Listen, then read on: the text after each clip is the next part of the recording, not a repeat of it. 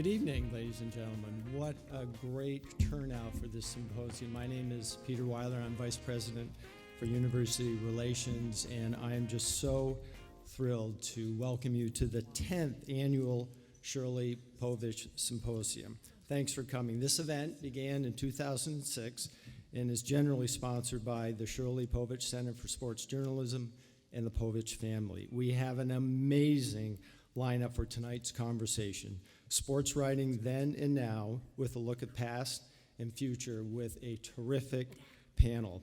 I'd also really like to welcome back and thank our moderator for tonight's symposium, the ever-present, wonderfung Maury Povich.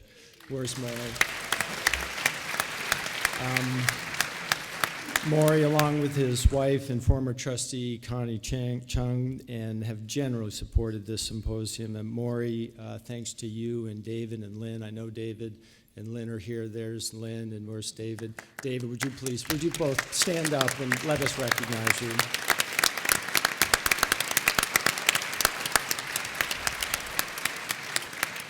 So thank you so much to the Povich family. Tonight's topic is especially interesting to me. As a young boy growing up in Vermont, I was consumed by sports. I played, watched, and read everything about sports. My passion begged that inevitable question from your mother: what do you want to be when you grow up? She expected the normal, a professional cricket, curling, or badminton player, but my answer was a sports writer. Well, she said, there's a problem. You can't read, you can't write, and you're 2.5. What's your backup plan? So I said, I'd like to run a major public research university in the DC area. She said, stick with that. It's far easier. I have enormous respect for the profession and especially for our esteemed panelists. It's far easier to tell a freshman in college what to do their first week than it is to report accurately, honestly, while being insightful, entertaining, educational, inspiring, with the backdrop of society's greatest problems influencing the sports industry. So thank you, our panelists, for being here. Thank you, Maury. Thank you for the Povich family. Please enjoy this evening. Please welcome to our stage our amazing Dean of the Merrill College, Lucy Daglage. Thank you.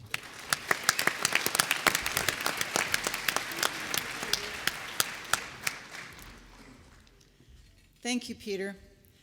The Shirley Povich Center for Sports Journalism is central to the mission of the Philip Merrill College of Journalism. We are so grateful to the Povich family for their support as we celebrate 4 years of the Shirley Povich Center for Sports Journalism and the 10th anniversary of the symposium. Our students and the community enjoy Povich Center events, panel discussions, workshops, and the new amazing camps for secondary school students. All of these opportunities are directed by the man I'm about to introduce. Please welcome, ladies and gentlemen, the legendary George Solomon, director of the Shirley Povich Center for Sports Journalism.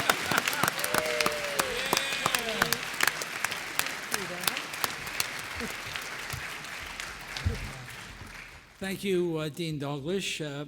Appreciate the kind words. As far as Peter's concerned, not being able to read or write is really no handicap in this business. I really appreciate the crowd, and we know why you're here, the panel. I mean, it's a wonderful panel, a great lineup, and we're going to start in just a moment after I thank the Povich Center coordinator, Beth Meekum, for doing so much of this work. A nice round of applause.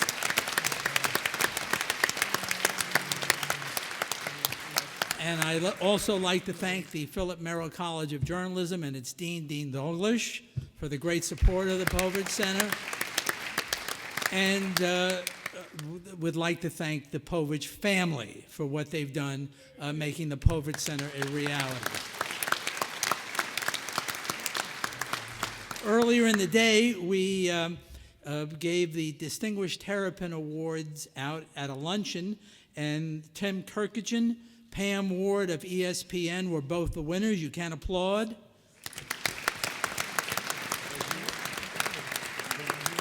And special appreciation went to Jack Zane, who for decades was the sports information director at the University of Maryland. Without further ado, I'd like to introduce our guest speaker before the panel begins. It's Don Graham, who is best known for preceding me as sports editor of the Post, and who had a better inside track than I did, but somehow I succeeded him, and the rest is history.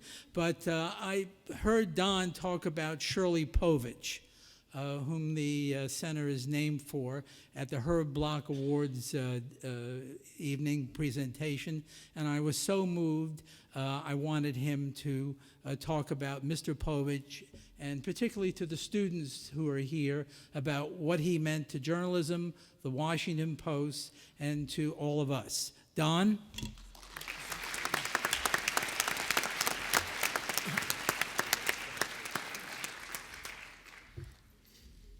Thank you, George. The panel is otherwise known as a bunch of interns George hired over the years. I want to tell you students something about George, those of you who are engaged in the sports journalism program. This is the greatest sports editor we have ever known. He is one of a kind. Yeah.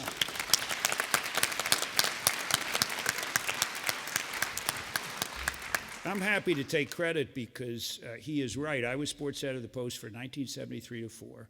Ben Bradley sent me there for reasons we will not disclose at this time, with one assignment, which was find somebody to run the place on a permanent basis. And I talked to everybody in the sports department, and they all said, pick George. And they were right. And Ben, with his usual good judgment, ratified that choice. George ran it for 25 years. And hired everybody up there except Chelsea and Jeremy, come to think of it, but you know, who's counting? And he worked miracles, and there's a very good piece about him on, if you Google George Solomon, you'll find an excellent piece written by a writer who's here on a sports blog. But George is not the subject tonight, Povich is. And students, listen up. When you hear about famous, great people, you're going to, you know, whether they're historic figures or writers or, in this case, a great sports writer, you tend to hear a lot of high-sounding words and descriptions of wonderful qualities. After you hear from all of us, you have to know that what we are saying is true. This was an extraordinary man, and knowing him was one of the joys of all of our lives. And in a very short time, I want to tell you what made him. So I'm going to start out telling the most famous story about Shirley because there is no other story like it. I hope that each one of you has heard this story, so you get to hear it again. So if you're around George, you'll hear a lot of stories a second and third time, so this is a good one. So one day in 1921, Shirley Povich caddied on a golf course in Bar Harbor, Maine, for a man who was a very bad publisher of the Washington Post, a man named Ned McLean. McLean's family owned two businesses in Washington. His father had bought the Washington Post and the Municipal Streetcar Company. The streetcar ran down Canal Road, went over an old wooden trestle bridge, and turned around on the Virginia side and came back to Washington. The land where the streetcar turned around is now known as McLean, Virginia. And, but he was mostly Ned McLean was mostly identified with the Washington Post. Bar Harbor was the Martha's Vineyard of its day. It was a resort for the rich in the summer, and a year-round home for a bunch of families who were not rich. McLean was one of the rich folks, and Shirley, the 16-year-old son of a local storekeeper, was not. On that fateful day, Ned McLean made his greatest decision. In fact, I would say his one great decision as publisher of the Washington Post. He later served, I'm not kidding, a term in jail for perjury in the Teapot Dome scandal. So I'm not exaggerating when I say he wasn't wholly successful. So what he did was, after Shirley caddied for him in this round of golf, and Shirley'd been caddying for him for a couple of years, he said to Shirley, now that you graduated from high school, I want you to come to Washington to caddy for me, not to work on the paper. And he also promised Shirley and his parents that he would send Shirley to college, to what he referred to as his college, which was Georgetown. So Shirley set out that September, 1921, wearing his first and only pair of long pants. After a ride with friends to Boston, he rode for the first time in his life on a train, Boston to New York. And it was sometime before the train for Washington was leaving. Shirley knew, as a rabid sports fan, that the World Series was going on, that the New York Giants were playing the New York Yankees, and the game that day was at the Polo Grounds. And he heard that bleacher seats were on sale for $2.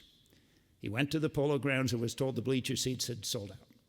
So he climbed the hill behind right field at the Polo Grounds, which he later learned was Coogan's Bluff, sat down between two other citizens up there and watched his first Major League Baseball game. He would watch thousands.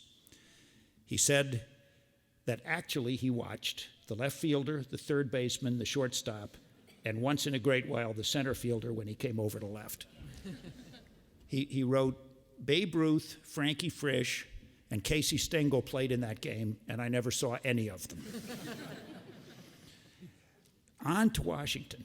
He turned up at Ned McLean's house on Wisconsin Avenue on the appointed day. And as Shirley told me the story, McLean greeted him and said, Shirley, you're just in time. We're getting ready to go out for a round. This is my partner, President Harding.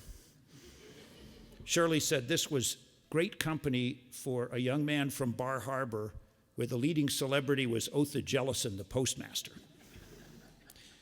McLean had, I am not kidding, an 18-hole private golf course in Northwest Washington. The site of that golf course is now called McLean Gardens, for those of you who might have gone to Wilson. The following day, McLean told Shirley to head for the Washington Post, then at 1337 East Street, where the J.W. Marriott Hotel is now on Pennsylvania Avenue.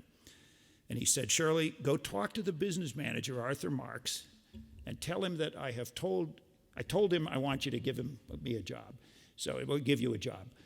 So Shirley said to me one day, I always wondered what would happen if I'd gone to see Mr. Marks and he'd said, Shirley, go to the press room and tell them you're the new apprentice.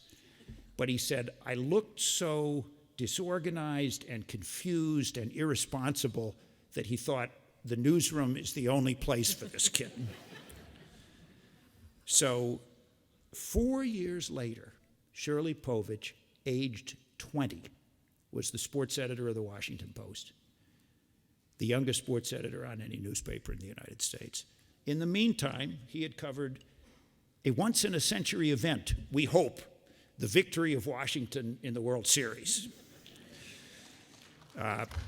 Shirley had his first byline in the Post in August of 1924, so he covered the 7-game World Series in which the Senators beat the New York Giants.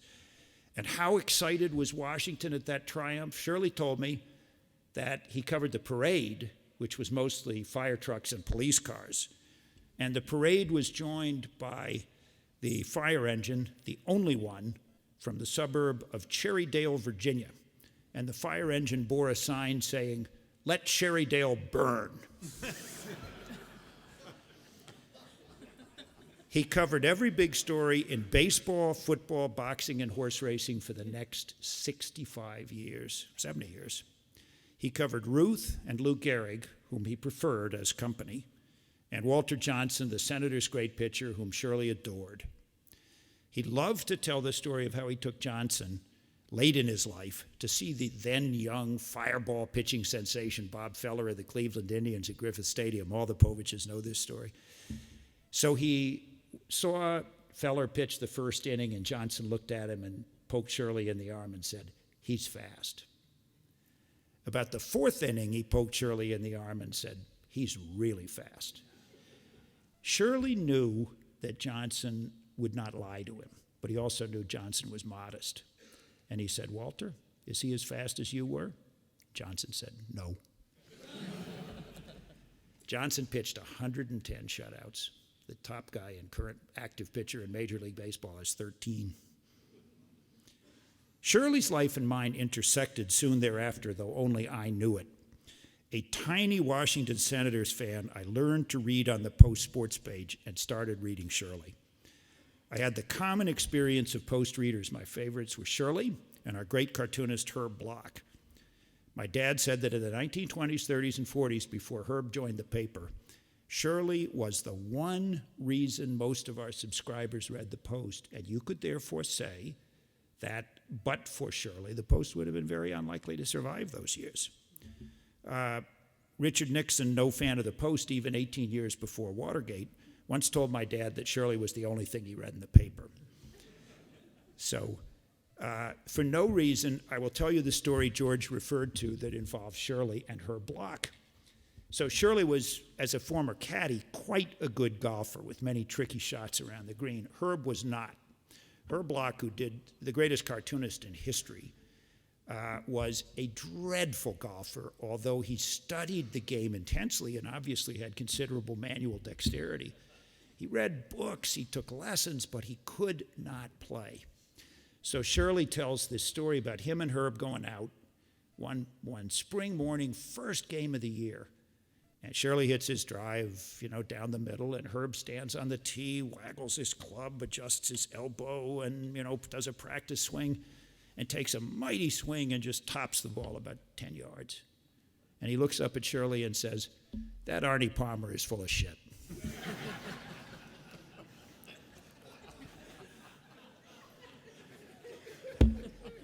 Shirley Povich was a great sports writer and an even greater man. Our panelists will paint in this picture. He campaigned for the integration of Major League Baseball, as George discovered reading his old columns going back to the 20s and 30s. Every Redskins fan of that day, of which I am one, can quote the famous column Shirley wrote making fun of the idiot who owned the Washington Redskins and refused to hire African-American players. Shirley's column started, quote, "Jim Brown, born ineligible to play for the Washington Redskins, integrated their end zone 3 times yesterday." Yeah.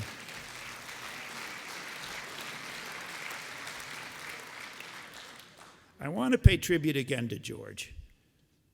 Shirley officially retired in 1972, which was 50 years after he started at the Post as a copy boy. But over the next 26 years, he wrote hundreds of columns for the Post because George Solomon wouldn't let him quit. George would call, Shirley would volunteer an idea, but George always had enough ideas for 100 people. And the two of them formed this great partnership. You'll hear from the panel how much having Shirley around meant to the younger sports writers as well as the readers. George wisely wanted him there, so Shirley kept writing.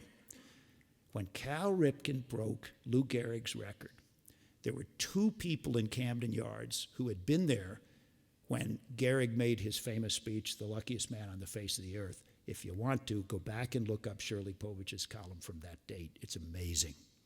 There were 2 people in the ballpark who were there that day, Joe DiMaggio and Shirley Povich. But here's the sentence that each of you should want in your own obituary.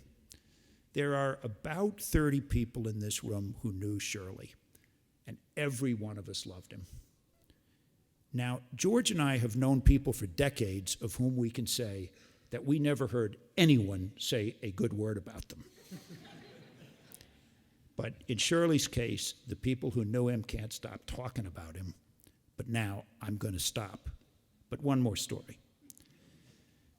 My dad, Phil Graham, became the publisher of the Post in 1946 and served as its publisher until 1963 and was a dear friend of Shirley's. One thing they had in common was they just loved golf. And Shirley knew that my dad often was antsy to play when he didn't have some pressing engagement. So one morning, the rain was letting up. My dad called Shirley and said, "Shirley, I know you got a column to write. How fast can you do it? Could the two of us go out and get in a round?" Shirley said, "Give me 20 minutes, Mr. Graham." So the column appeared. George read columns like that. So the two of them got in the car, took the clubs, went out to Burning Tree. The pro said, "Wonderful to see you, Mr. Graham, Mr. Povich, but because of the rain, there were no caddies." Not a problem. The pro gave him a light bag, they put a few clubs in it, and they said they'd trade off every 3 holes. So as they walked up the 18th, Shirley started laughing. And my dad said, "Shirley, why are you laughing?" And Shirley said, "Phil, I came here 32 years ago to caddy for the publisher of the Washington Post, and I still have my job."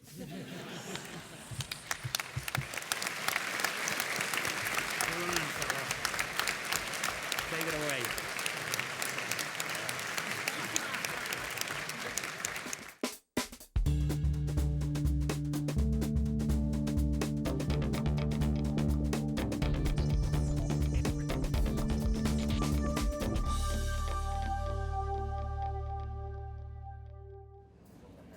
This scene is typical for a day in the life of a 21st century sports reporter. Coach, the passing game the last couple of weeks, where do you see things still not clicking?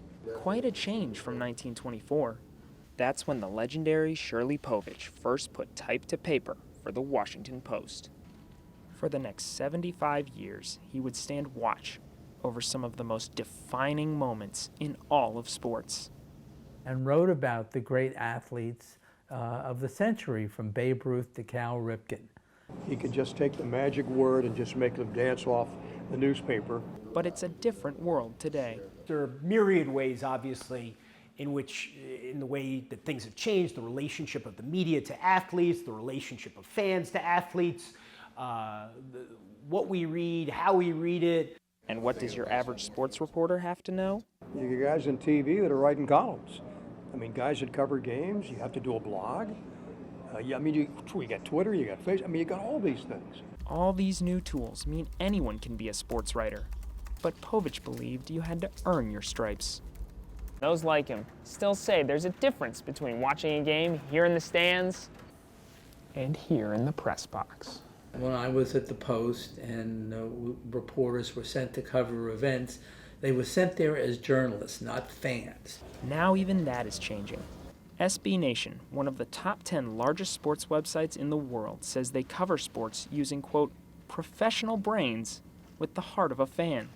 Alex Kirshner, a Maryland student who writes for Testudo Times, SB Nation's Maryland blog, says this only adds to the writing. You can provide information to people and say, you know what, we're Maryland people. This is our school, this is our community, and that kind of, in a way, makes us an authority. And it's not going away. Anything that's out there that promotes sports writing, sports talking, sports journalism, it's good. And the better stuff is going to be consumed and the worst stuff is going to fall by the wayside. So, what might Shirley Povich think of the state of sports reporting today? He was a firm believer that your number one job was the written word. It's important to remember to always be aware of what you're writing and aware of who could be reading it. Looks like the more things change, the more they stay the same, even after almost 100 years. I'm Stephen Pimpo, reporting from College Park. Then and now. We gotta have a year. When did then become now? So we have to frame it. One sports writer friend of mine said, the year you frame it is when daily newspapers started to lose circulation. That's when the internet all of a sudden became an important part of our lives. I'm going to say, Don, the year 2000. Pretty good? So we'll use that as the dividing line between then and now.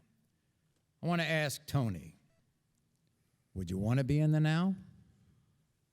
I'm a little too old to be in the now. I don't think I can keep up with the now.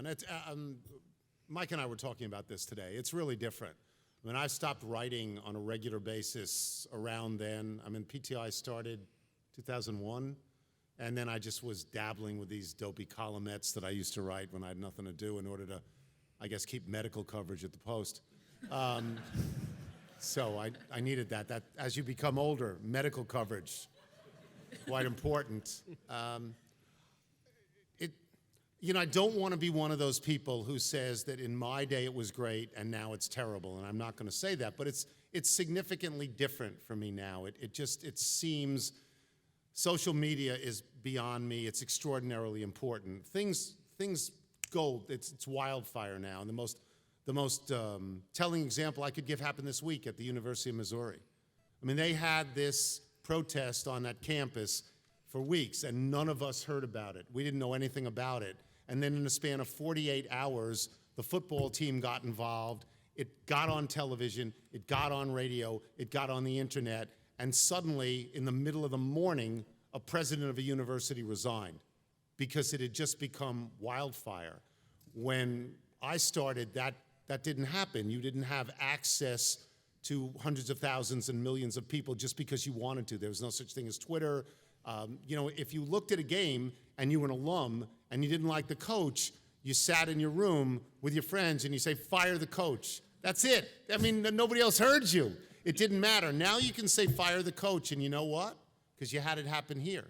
It happens. You fire the coach. So it's really different. It moves very, very quickly. I'm sort of glad I'm in the then. Sort of glad. Well, let's talk about that, Christine. I mean, you write all the time. You are part of this fast-paced universe. Do you miss it? I love now. I love then, too. We had a ball, didn't we, George? All of us were just smiling and laughing about things. It was great. But you could, no matter what, when I was covering the beat, the Washington NFL team, I'm trying not to use that name, whatever it was that was happening, you remember, all of us remember these days. By midnight or 1 o'clock, Sal, when you were on Maryland, and you were covering Maryland, and before your columns, Mike, and you remember this, whatever it was, whatever, the world could have ended at 2 in the morning, and you couldn't do a darn thing about it.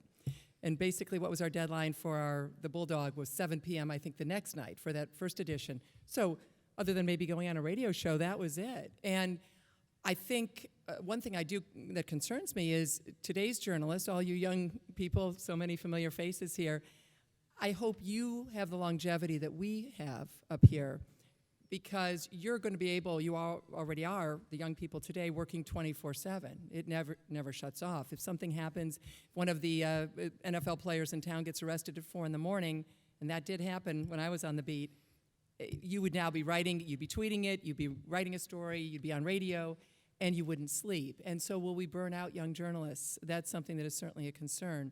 But in terms of the ability to break a story, I think we all do this on Twitter, break a story, have something happen, and you can blast that out. And then not only is that, I think, a valuable thing just for our readers and consumers of news and the content that people want, and the word is now content. It's kind of funny how it's become content as opposed to a story.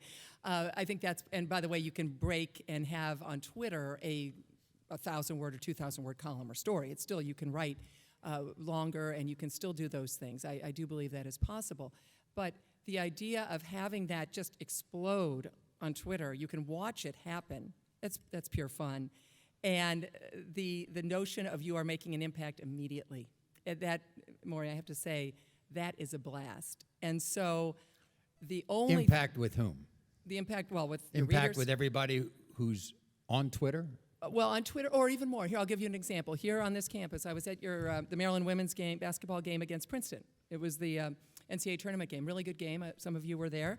I know Jake was there, and I'm writing a column for USA Today. I get a tip that there has been a threat. Obama's niece was playing on the Princeton team. That there's a threat that was phoned in here on campus about her and her presence on the bench at Princeton. And I'm able to actually put together about 6 or 7 paragraphs, and I put that. I have a story to get the link from USA Today, put it right on Twitter, and Maury, within a minute or two. I do have a contract with CNN. Anderson Cooper's people are calling me, and I'm going live within 2 minutes on my cell phone, just off the court, on CNN.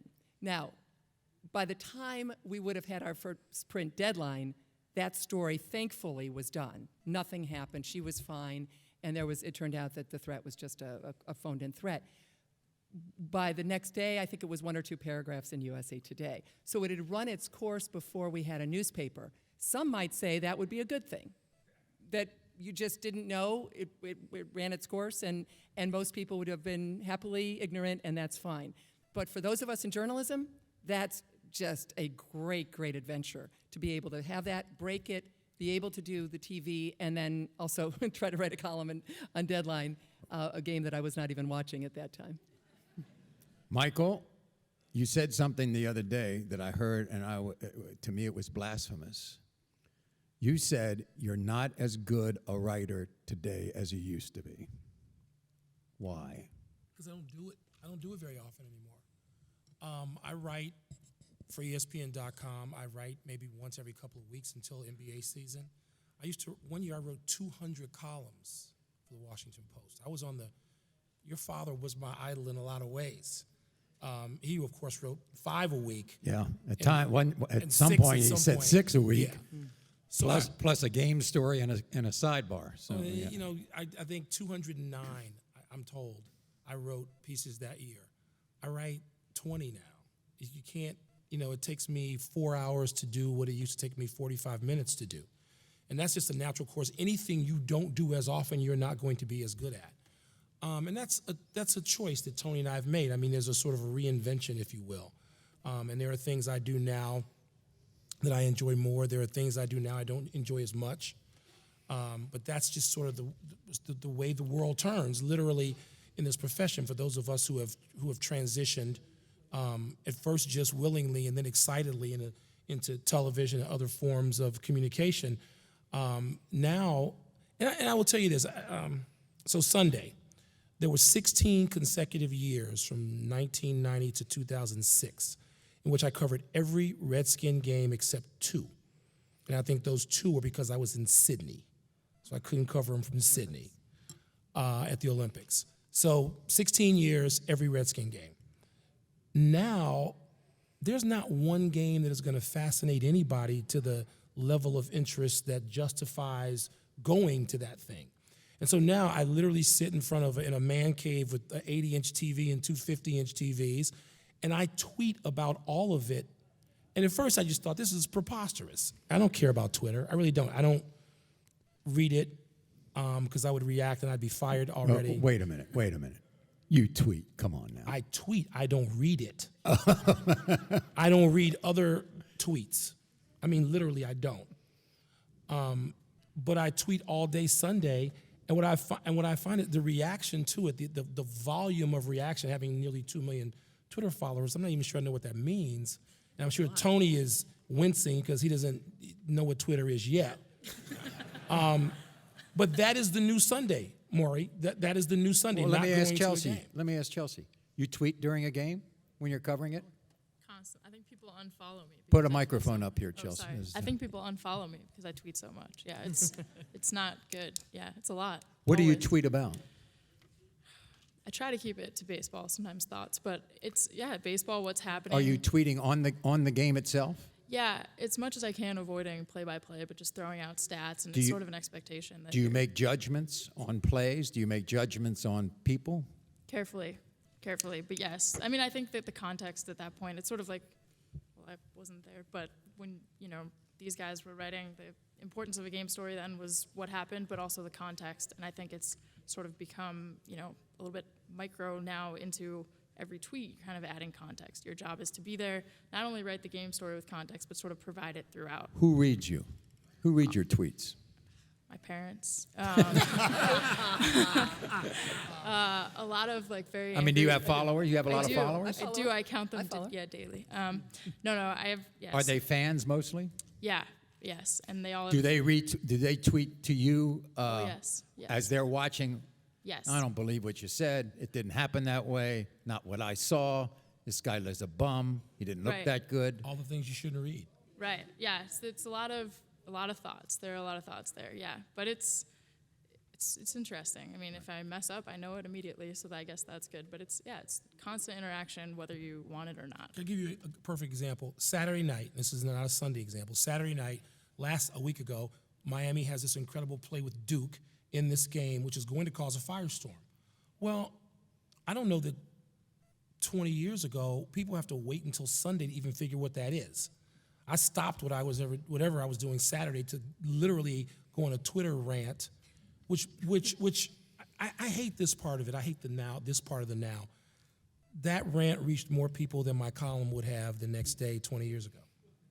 And the rant was simply that the game should be overturned, the result should be overturned, that the ACC office should take this result and flip it, that Duke was cheated.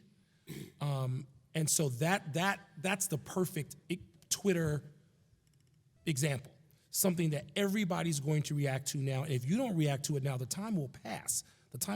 It moves on to something else. And by Sunday, when you think about getting your paper off the front step and going into that, people have already digested that and gone on to the new thing. Sally, your piece Sunday, classic long-form journalism. I mean, you got a lot of space. That's you and Jeremy. For instance, Jeremy does the sports versions really of 60 Minutes in long-form journalism. It's shrinking. It's really shrinking. I don't know about that, because some of the best read things at the new Washington Post are some of the longest things. I mean, one of the best read story, I think, in the history of the paper was a wonderful, I think it was about 12 pages deep, was a piece Gene Weingarten did about a world-class violinist playing the violin at L'Enfant Plaza metro stop. And they did a great experiment. They had Joshua Bell, the world-class violinist, play the violin, and they decided to watch and see if anybody would stop and listen, if they understood what they were hearing. It was a great piece. It won every award in journalism. And honest to God, you had to click on about 12 or 13 pages worth. It was a very long piece, and I think it's the record for best read thing that's ever appeared on our website. So I don't think that Twitter and long-form storytelling are mutually exclusive. How about you, Jeremy? Well, I think, what's changed. When I was, a kid, I grew up reading these guys, especially Tony. Wait a minute. I feel like they didn't have to necessarily deal with the same kinds of social issues and other issues that are now part of the job. You read the sports pages now, you watch ESPN, you watch anybody who's tackling sports in a serious way. You've got to know about so many different things. I mean, look at the domestic violence discussion we had last year coming out of sports. You have to know about performance-enhancing drugs. I was at the Sochi Olympics. You had to understand international relations. You had to be able to, speak with some credibility about Russia and Ukraine. And more so than ever, sports and the larger stories are intertwined, and they feed off of each other. And so I think it's a challenging environment for people who are writing people who are writing about sports now, in a way that it wasn't in my father's generation. And so you gotta be up on so many different things, and that's how I think sports reporting is really changing. Could you handle a guy tweeting you, Tony, that you are just a bum? You don't know what you're talking about, and you can't write a lick. Well, I hear that in the neighborhood all the time. It's a big thrill for me, by the way. I'm looking over here, your dad, how much I love them all. I'm struck by what Wilbon said before, that it now takes him 4 hours to do what he used to do in 45 minutes. Let that be a lesson to you kids as you get older. That happens in other areas, too. I'm just here to be a clown. No, look, I don't Google myself. I can't believe you're that thick-skinned. I You am could handle unbelievably thin-skinned. I don't Google myself. I've told my family, if you want to Google me, do it. Just don't tell me about it. I don't want to know about it. There are people out there now. I'll relate this. A few years back, Mitch Albom got in trouble at the Detroit Free Press for something that was not his fault, in my opinion. He was asked to write a column and hand it in by Thursday that was going to run on Sunday. Did he end up with the wrong facts? Yes, he did. And a lot of people took him down for it. He's a close friend of mine. And so I stood for him. The newspaper should never have said, you have to hand this in on Thursday and make it seem like it happened on Sunday. But he got crushed. He got crushed. And I remember calling him about this, and he said, I've never read a word of it because I want my friends to still be my friends. So I don't read things about me, and probably a lot of people, maybe you do. I don't, I just think that's a tremendous mistake. And Mike and I had this discussion earlier today when he said, I want you to crush people tonight. And I said, only if you do. And he promised he would, so I'll go first. There is a mentality now, and I'm not saying this of all sports writers or all people on radio or all people on television, but there's a mentality now, do it quickly, be there first. Very important to be there first. There's a lot less, I believe, daily reporting that goes on and a lot more criticism that goes on. There's a lot of people who sit around and they wait for somebody else to report something, all right? And then they lay back in the weeds, and when your head comes above the waterline, they shoot you. And that passes in many cases for journalism. And I was very sarcastic when I wrote, and I was very mean when I wrote, and I don't think I was that mean. I mean, I think I went out and tried to do some reporting by myself and tried to at least be confident that what I was using as a premise was correct. And I'm not even sure that that happens anymore at all. And now that I've done that, I want you to attack millennials. I want to tell, I have to tell a Tony Kornheiser story because I became a columnist from watching Tony do the job. I mean, I was Chelsea's age when I came to the paper, and Tony was one of the lead columnists. You were a punk out of Stanford. Just like Chelsea is. Right. So, but I remember watching Tony work, and Tony would write columns that were purely in his own voice, but I would watch him make 8 or 10 phone calls during the day. He'd be talking to people all day long. He'd be on the phone all day long before he finally started writing at about 4 o'clock. And I remember Tony gave me the single greatest piece of advice I ever got as a columnist. He said, you're only as smart as the people you talk to. So it all came out in his columns, even though he didn't necessarily quote people. Tony's columns were always extremely well informed, and I think that there was probably that partly started with your father, with Shirley. And then Michael Wilbon always talked to more people than anybody in history. If he wrote an NBA column, it was because he had talked to a half a dozen guys who play in the league or manage teams in the league. So I think there's a rich tradition at the Washington Post of columnists writing from a place of pretty deep repertorial knowledge, unlike hot take artists that Tony's talking about. And guess where we got that from? I mean, I know, it's funny to hear Don talk about Shirley retiring in 1972. I got to the Post in 1980, and Shirley was writing 100 columns a year then, through 1998. But what Sally mentions is there's a direct, that's one of the many facets of your father's legacy, and that we learned how to do this a certain way. What bugs me now is that people just sit in their mother's basements and write this crap, and they don't have any knowledge of what is going on in that place, and it's too easy to get it. You know what I mean, Maury? You can go to a game, you can go to a locker room. The only reason to read this stuff is to tell people why something happened, and if you're not there ever and you can't tell me why it happened, I don't care about all your advanced analytics and all the other things you concoct. You ever heard of barstoolsports.com? No. I think maybe. I bet these kids have. You ever heard of awfulannouncing.com? Sure. Oh, yeah. I think I'm a staple on that one. You know, what's interesting is what you're describing, Mike, the person in their PJs in North Carolina blogging about the Seattle Seahawks or something. George, we would call this hit and stay journalism. There's hit and run journalism, which is what that is. It's the drive-by, right? It's the person that they'll never see. And I think all of us up here in our own way, most of us at the Post, but other places as well, you had a great philosophy that I'm sure you learned from Don and Shirley, which was you criticize them and you're showing up out there. Right. And Sally, you did it. Yep. Now, actually, Tony, you didn't do it. I think I showed up in your place. And I knew they'd like you more.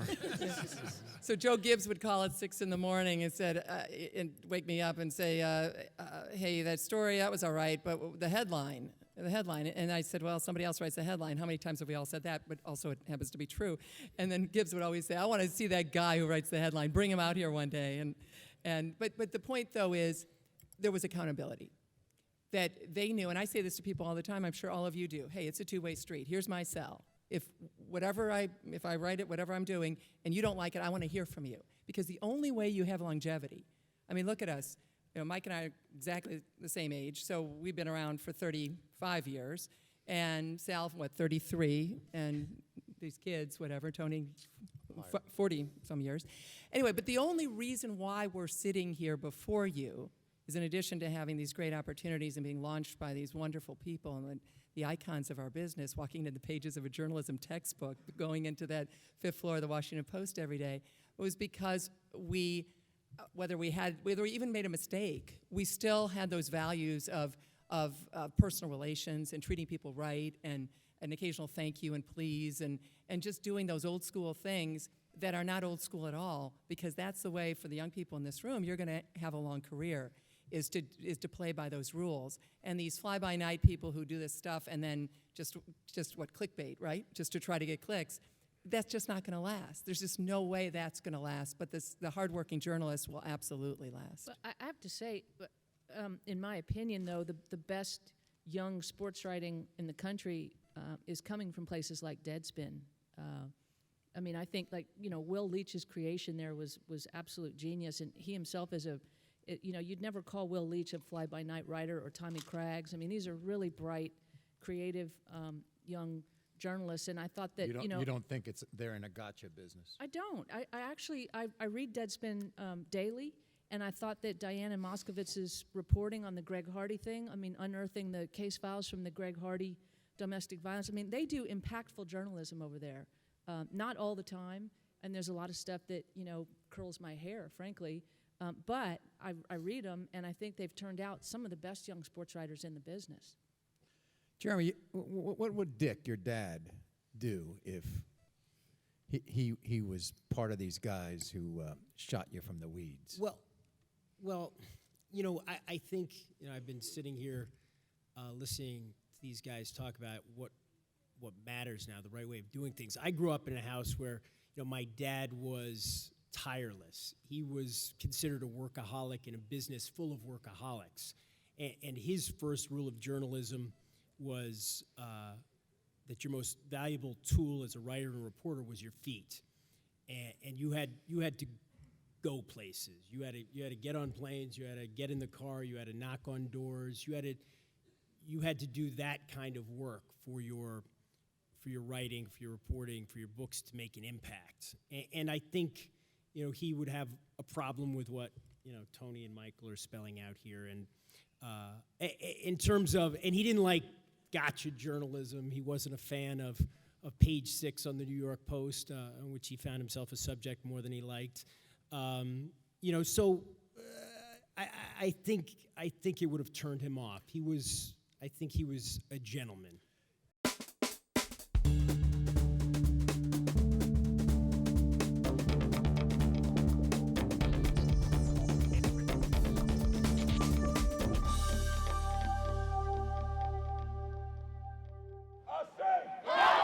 It's the story that has swept the nation. A college football team standing against its school president, refusing to play. With something like this, football became secondary. With one tweet and one photo, the team ignited a social issue on the campus of the University of Missouri. What social media did for this story and what sports did for this story was to turn a local event in Columbia, Missouri into an international issue. Inspiring others in similar positions. I've read a lot about it, and I think, it was a good decision for them. A decision where players took the power of the proverbial pen into their own hands, reaching millions across the nation via social media.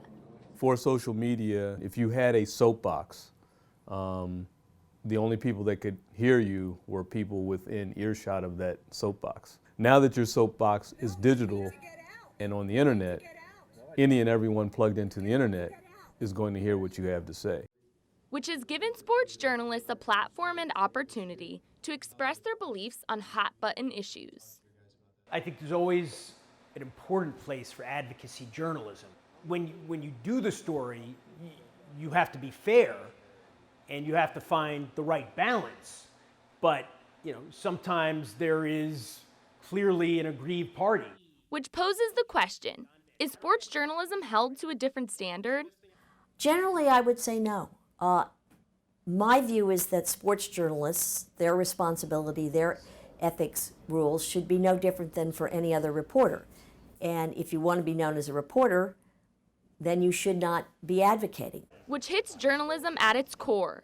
The most noble goals of journalism are to speak for people who are otherwise voiceless. To keep their integrity, journalists must know the fine line between objective reporting and taking a stance. I'm Marissa Morris, reporting from College Park.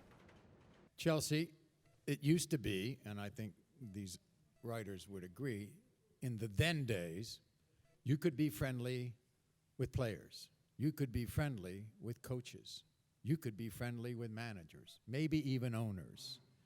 But today's climate seems that a reporter or a writer is an adversary, that they're not, you can't cozy up to anyone you're writing about.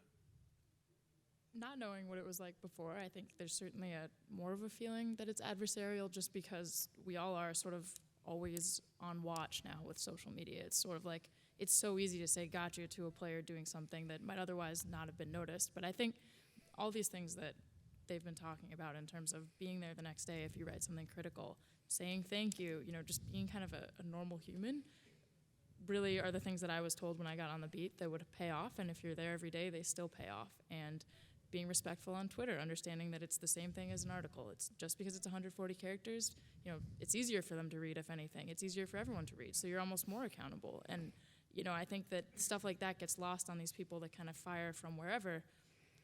The people who are there every day, the players, the managers, they know if you know what you're talking about. And whether what you're talking about paints them in a bad light or not, they know if you're right. And I think that there's increased accountability, but there's more respect for doing it the right way because there are so many people like the ones that everyone's talking about that do it the wrong way. And so you can do it. Yeah, I was just going to say things have changed so much, in that respect, that relationship. My father, had these great relationships with guys who were his business partners. He wrote books with Jerry Kramer and Dave DeBuscher and Tom Seaver, Bo Jackson. Today at ESPN, I'm not allowed to write a book with an athlete. That's against the rules. I had no idea. You're banned from writing a book? You can't write. You can't be a ghostwriter. You can't have. Can you have your name on it? No. I mean, you cannot have a relationship where you're writing a book like the books that Sally wrote with Lance, or that my father wrote with Tom Seaver and Joe While he Namath was playing. Yeah, right. Or even afterwards. So the relationship has changed so much. I mean, I remember a few years ago. I had spent a lot of time reporting on Hasim Rahman, the heavyweight champion from Baltimore, briefly the heavyweight champion of the world. And, Hasim asked me if I would come down and, MC some kind of a luncheon. He was doing some benefit for the Boys Club or something in Baltimore. At ESPN, they told me I couldn't do it. I wasn't even getting paid, but it just seemed like too cozy that I would do something like that with an athlete I was covering. My father was Babe Ruth's ghostwriter at the World Series. Well, so, that's what I'm saying. It's changed. It's changed. Can I strike a blow, though, for at least a little bit of the positivity of adversarial relationships? I mean, I do think that as journalists, it's okay, and I'm sure no one disagrees with this. It's that you pick your spots, right? But the fact that we've got tough journalism out there, the sports section used to be the escape, right? The box scores and whatever, and it still has that, obviously. But now it's much more a mirror of our society. And wow, what a society we have, right? The domestic violence story you referred to, it's still going on. Greg Hardy's story is still going today. The Missouri story, fascinating and important. The Russia doping scandal from yesterday. I mean, these three things are just right there. I've been involved with all three of them. And I think it's okay if we're more adversarial, especially if there are athletes who are misbehaving. I don't think anyone would disagree with that. I also think it's okay that it's great to have friends in the business. We all do, people we've covered and know. But it's also, Boz said this to me when I was starting out my career at the Miami Herald, that you keep that notebook there so that they know, Tom Boswell, they know, hey, I'm the journalist, here's my notebook, and there you are, a little bit of a wall, even as you are having a nice conversation. So I think that's it. I also would say this, that in the old days, which were great old days, there certainly weren't a lot of women around, and there certainly weren't a lot of people of color around covering sports. So I think it's great that we've opened things up and have the diversity in the sports sections. Clearly, we all agree with that. That then maybe make us more aware of some of the issues that we weren't aware of, Maury, back 30, 40 years ago. I think it's important, though, to point out that some of these internet outlets that we're calling fly-by-night have actually broken, or they've kind of kept mainstream sports media a little bit honest. I mean, let's face it, the Deflategate story and the NFL and there's a bit of collusion between mainstream beat writers and the NBA and the NFL. There's a little bit of, the ESPN NFL partnership means that certain stories don't get reported the way they probably should be in some ways. The NFL. You think the partnerships of networks with football teams prevents? Oh, absolutely. I think that ESPN's partnership with NFL absolutely colored the way the Deflategate thing You don't went. think that they covered the Brady situation? No, I think they leaked misinformation that was never properly corrected, which then colored the approach that everybody took towards the New England Patriots early in the story. But do you think Chris Mortensen did that because of the network's relationship with the NFL? No, I think that the ESPN was then reluctant to kind of walk it back.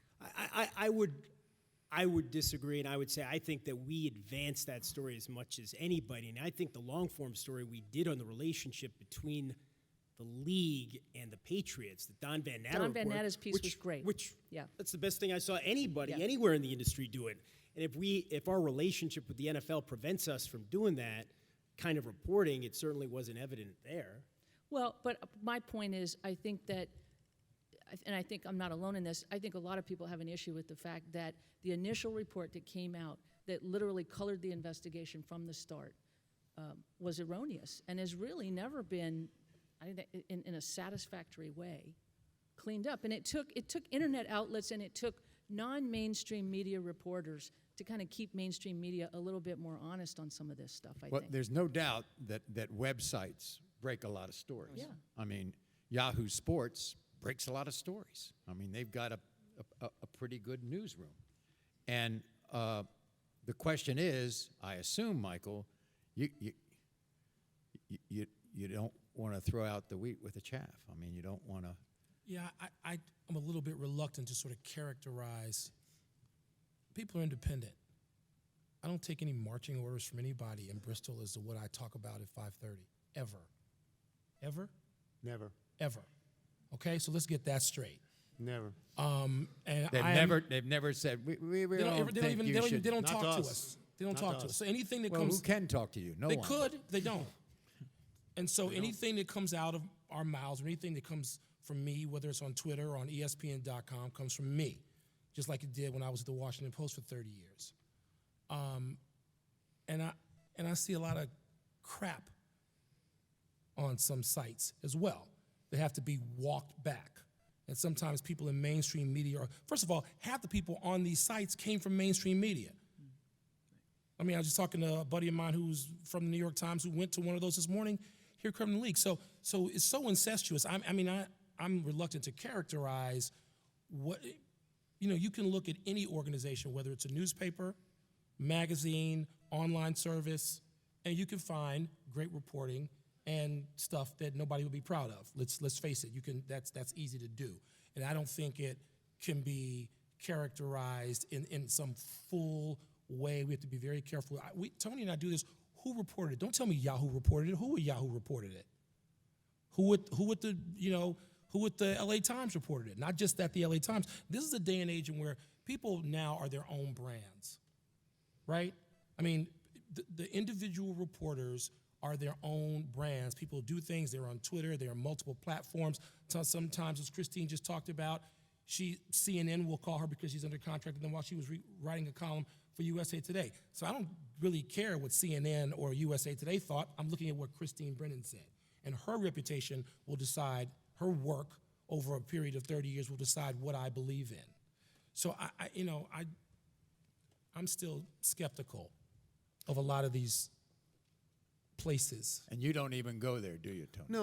No, I don't. But I'm not going to sit here and just say bad things about them. I think two of the things that strike me that have changed a lot is it used to be that you got, wherever you lived, if you lived in Washington, you got your news from the Washington Post or maybe the Washington Times for however long that's been in existence, and there was a small radio component, and there was a small television component, 5 minutes a night.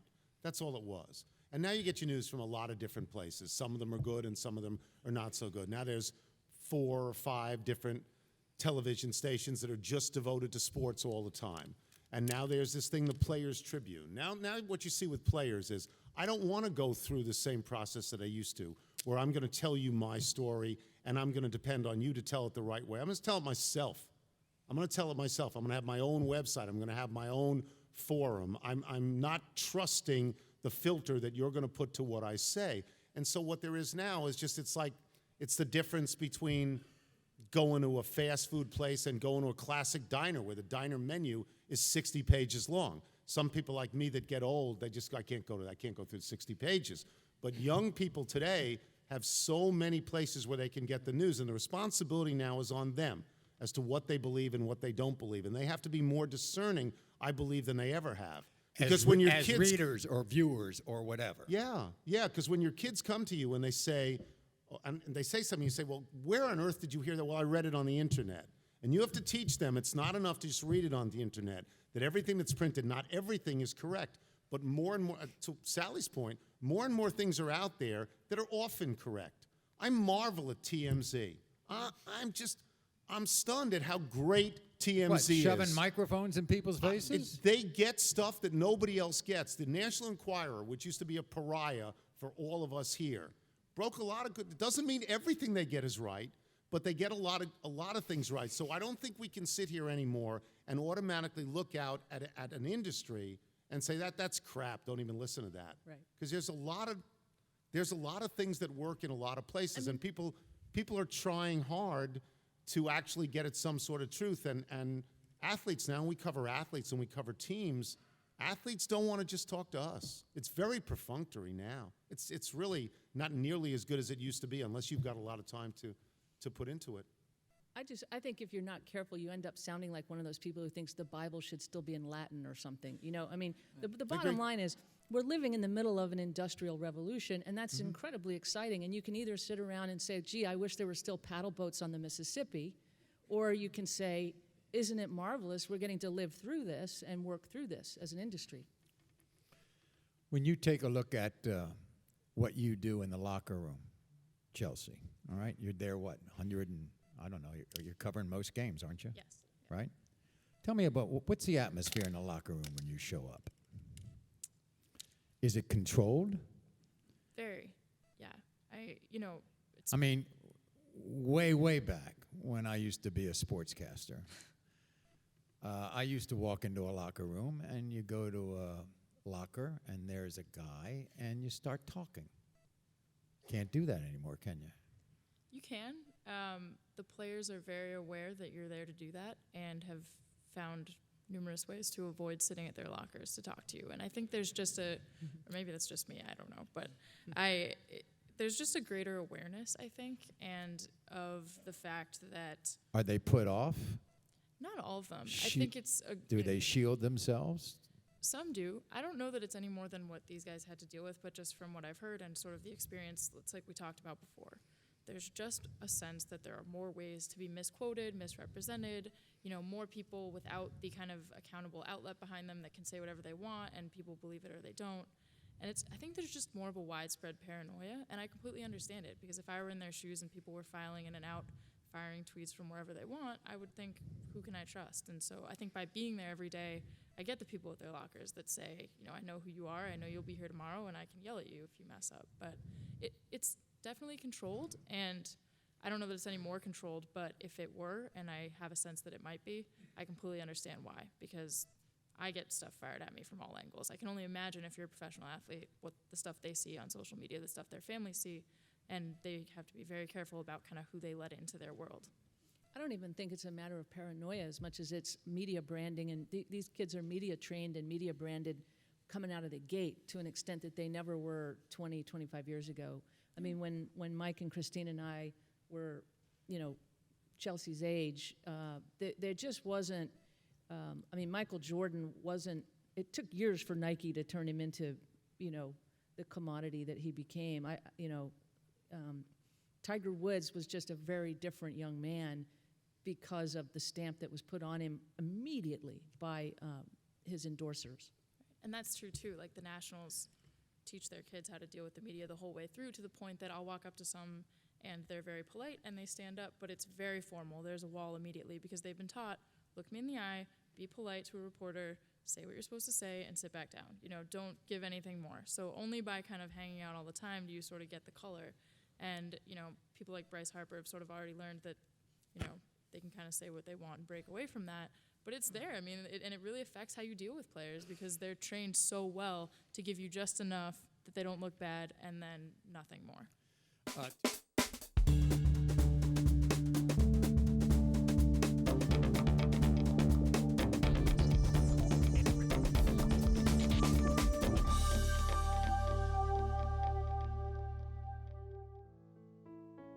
Throughout the history of sports, there have been trailblazers who've paved the way for others to follow. Those who have opened doors, broken down barriers, and made the impossible possible. Well, obviously, there were no female sports reporters really until just in the last, 35, 40 years. In 2000, Pam Ward became the first woman to call play-by-play on a Division I college football game. But the road to that game wasn't free of obstacles. I had news directors say to me when I was trying to get my first job that this community isn't ready for a woman to do sports. And a familiar face was hard to find for inspiration as a young reporter. I looked up to people like Pat Summerall was calling football in the National Football League. I loved him. But yeah, there were no women. But in the late 1970s, things were beginning to change. Robin Herman at the New York Times was one of the very first to get access to locker rooms, a pioneer in that sense. Although the door was open, the attitude and mindset of many players, coaches, and team personnel would take much longer to change.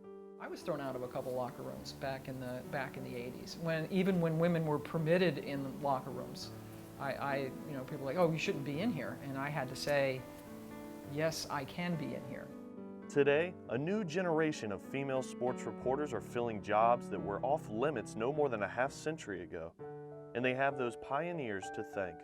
Sally Jenkins, Brennan, they sort of laid the foundation. Like they said, like when they started, they couldn't even go in the locker room. And I've been welcomed, and the players know what to expect. It's always going to be easier for the next generation. They're going to have role models. They're going to have people they can look to and say, why not me?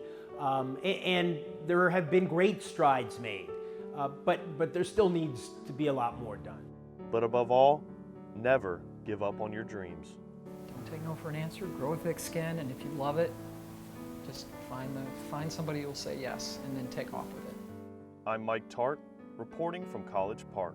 The way George wore me out when I was 24 years old. I was lucky. Christine and I both always, we didn't have a great deal of obstacles. We landed at the Post when we were both, I think, 23 and 24 years old. The biggest obstacle was staying on our feet because George, worked us so hard. This is not a seminar on whining. It's the truth. But honestly, Chris and I have always talked about the fact that every job and every promotion and every raise and every reward we ever got in this business came from a man. It had to, because that's all there was. So we can't very well sit up here and say, oh gosh, we had all these terrible experiences. We didn't. And I wish I could tell you that there was some big, hurdle that we had to clear, but thanks to George Solomon, we didn't. We had our branch Ricky, and he's right here. And I would just say, to follow up, Sal, on what you're saying, Lindsay, that I try to, and I know you're asking a question, but the word obstacle and hurdle, I hope it's really not in your vocabulary. I don't think it is, because there's everyone. There's a hurdle in front of everybody. You'll have, I always encourage people, Sal, you probably agree too, be a little, our friend Leslie Visser says this, be a little blind and a little deaf. Don't hear everything, don't listen to everything, don't, just keep going. Don't let naysayers get to you. Believe me, they're there, and they'll tell you can't do this or that. And the great news, just a little history, the locker room issue, which thankfully, Chelsea, when you got that question earlier about, I think it was from Maury, about being in the locker room, I just had to smile, because my goodness, Sal, for 20 years, it would have been, well, are you allowed in the locker room, right? A woman. And we are so beyond that. The last of the 4 big leagues, of our 4 pro leagues, to allow women to do their jobs equal to their male counterparts, the last to do that was the NFL in 1985. So it's 30 years of really no problems at all. Women are in locker rooms tonight, camera people, journalists, producers, what have you. And Chelsea, you're in the Nats locker room every day. And so the word obstacle, thankfully, hopefully is out of our vocabulary. I think things are fantastic for women in this business now. Chelsea, a final word from you on that subject? Yeah, I have no problems to speak of, and no challenges that are any different than any other reporter. And I think it's because of people that came before me and people that came before them, and establishing that professionalism and just making it so you didn't have to worry about it. Tony has been eloquent in the fact that he worked on the same newspaper as Red Smith and Shirley Povich. Yeah, that was great. I mean, I don't know that anybody they know their names. I don't know what they did. Well, they know Povich because it's right behind No, you. I understand that. I mean, it was a great honor for me. I don't know about anybody else here for certain, but I only wanted to be a sports writer. I mean, people come to me and Mike all the time, oh, I want to be on TV. I want to have your career. Can you help me? And I go, no. I can't help you. I don't want to help you. Because I didn't have this career till I was in my 50s. This is not what I wanted to do. I wanted to be a sports writer. Look, it's a different world. I didn't have the ability to read what was in Los Angeles or San Francisco or Seattle. I lived in New York. I read what was in New York. That's all you got. And I read people in New York. So I didn't even know Shirley really till I got in the business. But I knew Red, and I knew Dick Young, and I knew Larry Merchant when he worked in New York, and people like that. I obviously knew Dick Schaap. I mean, that's all I ever wanted to be. From the time I was 10 or 11 years old, that's all I wanted to be, was a sports writer. So I got to be that. This other stuff for me is just gravy. It's just gravy. It makes me rich, that's good, but it's just gravy. How come I'm not surprised by your saying that to this audience? I wanted to be a sports writer, and so I got to do that. And you became a great sports I don't writer. know how many people want to do that anymore, because I don't know that the profession of sports writing is anywhere near as honored as the profession of sports on television or sports on radio. So Okay. I just think you grow up a little bit differently now. You'd be surprised. Christine? Well, I was just going to say, following up on that, I completely agree with you, Tony, and Mike and I have had this experience at our alma mater, Northwestern, where kids stand up, as we've talked to kids over the years, and they want to be on TV, they want to be famous. And I know, I'll speak for myself, but since you and I go back a million years together, Mike, we weren't thinking those thoughts. It was the craft. It was the joy of writing. And I remember going down in this old, dusty, hot, dank library at Northwestern, and we would have newspapers there that were we had internships for credit. And I remember looking at the Macon, Georgia paper one day, Mike, and I think you were there with me. We're just kind of passing these papers around. I was in Lexington, Kentucky. You were in Lafayette, Indiana. And just holding the Macon, Georgia paper in my hand, I thought, wouldn't that be cool to work for them someday? Now, I'm from Ohio. I'm not a Southern person.